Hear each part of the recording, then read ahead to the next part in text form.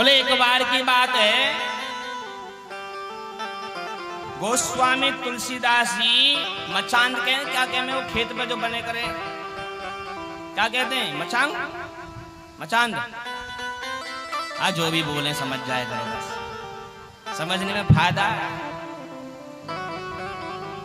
तो गोस्वामी तुलसीदास जी जंगल में रह गए और वहीं पर सोए करे।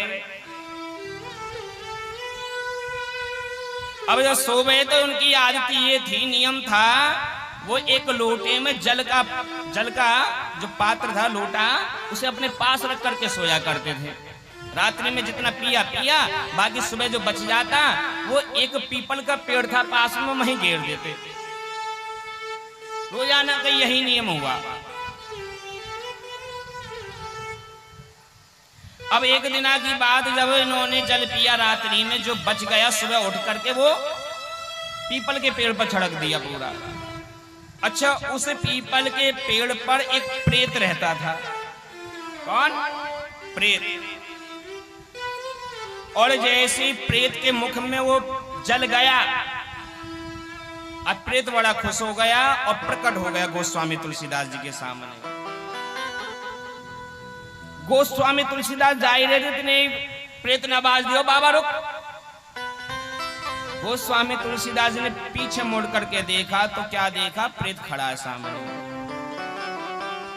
गोस्वामी जी ने पूछा, भैया क्या बात है? बोले मैं प्रेत हूं और आप आज मांगो। बोले मतलब? बोले मैं इस पेड़ पर कई वर्षों से प्यासा तड़प रहा था।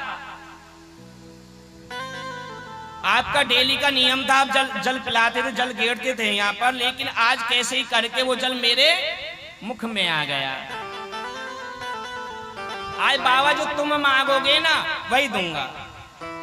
बोले हमें कुछ ना चाहिए भैया, हमें ना चाहिए।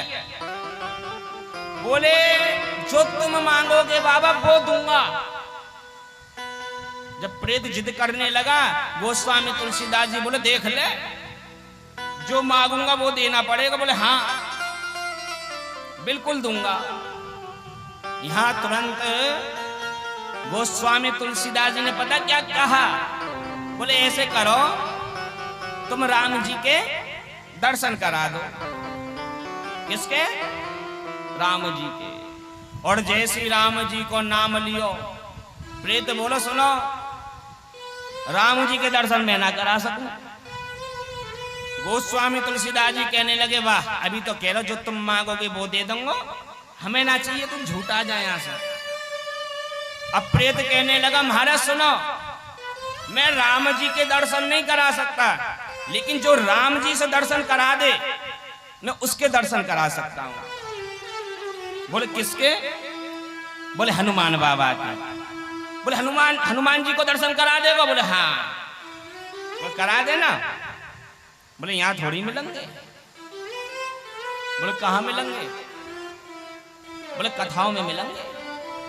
हाँ, कहते हैं चाहे वो भागवत कथा हो, शिव महापुराण कथा हो, देवी भागवत कथा, कोई भी कथा हो, चाहे घर में सत्यनारायण कथा करवाओ, हर कथा में हनुमान जी आते हैं।